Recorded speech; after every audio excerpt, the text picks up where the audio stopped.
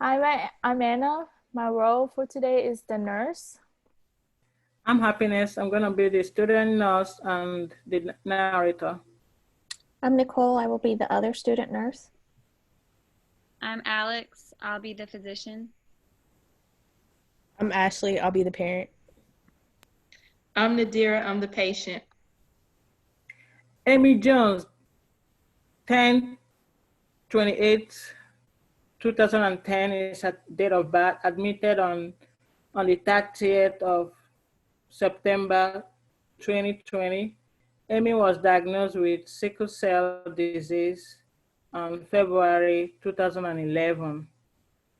Amy has been admitted on 5 occasions for acute respiratory syndrome due to small blood vessels in the lungs. However, this is her first vaso-occlusive crisis.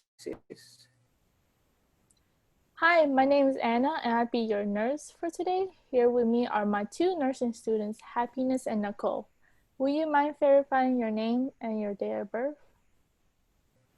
Amy Jones, 10/28/2010. What brings you all in today? Amy has been complaining of having body pains, specifically in her legs and arms. She has also been complaining of chest pain. Hey, Amy, from on a scale of 1 to 10, can you please rate your pain, 1 being no pain at all, and 10 being the worst pain ever? I would say it's a 7. Ow. How will you describe the pain? Is it sharp, dull, aching, or cutting? Is it constant, ongoing, or does it come and go? A sharp pain that hurts worse at bedtime or when I get cold. It won't go away. Oh. What do you normally do to help with the pain?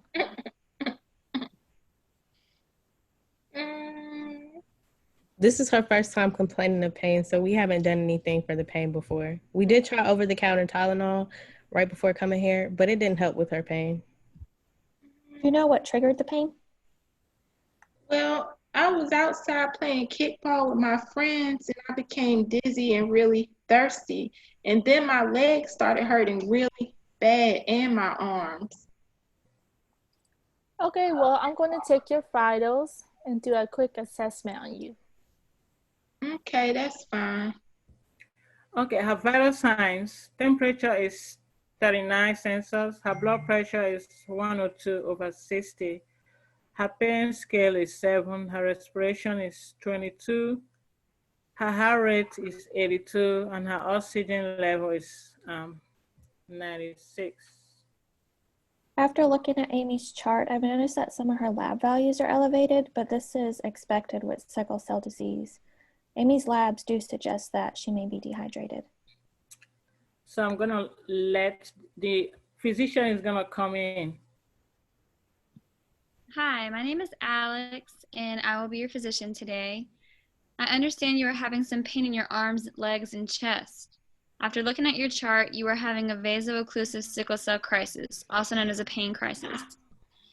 It looks like the trigger of this crisis was from dehydration. I've ordered some IV fluids to help rehydrate Amy, as well as an analgesic to help with the pain. I don't understand why this happened. Is there something I can do to prevent this from happening again? You can't always prevent a pain crisis, but there are some measures that you can take to avoid having a sickle cell pain crisis, including taking a warm bath, rest, massage. Increase your fluid intakes because dehydration can increase your chances of a flare-up. You want to make sure you have adequate nutrition to promote growth. Wear warm clothes, avoid extreme temperature changes, and avoid stress, so finding healthy coping mechanisms. In addition to what Nicole said, pain crises can be caused from being dehydrated, so not drinking enough water, temperature extremes, so being in very cold or very hot temperatures, infection, localized hypoxemia, physical or emotional stress. Symptoms you might have before you get sharp pain is a fever, tissue engorgement, painful swelling of the joints and in hands and feet, and severe abdominal pain or chest pain. The prescribed analgesic will help with the pain during the current crises and future ones as well. Do you have any questions or concerns? No, that's all. Thank you. Okay, I'll print out your discharge papers and bring them to you. Nurse Anna will come in and provide you with some discharge teaching. For your discharge, we would like for you to look for signs of dehydration such as dry mucous membranes, weight loss, making sure your child is hydrated. Increase fluid intake during physical activity, hot weather, and during travel. Be sure to avoid situations that can cause crisis, such as emotional stress or physical stress. Extreme temperatures and high altitudes. Be sure that your child is in warm clothes if she will be outside during cold weather. Contact your healthcare provider if she develops a high fever for more than a day, severe pain, or a normal breathing pattern. She should also eat foods high in protein and calories, as well as folic acid, and vitamin C. Be sure to keep scheduled appointments with her hematologist as well. Do you have any questions or concerns? Also, here is a pamphlet of some of the things we went over today. If you have any non-urgent questions, feel free to call the nurse's hotline, which is also in the pamphlet.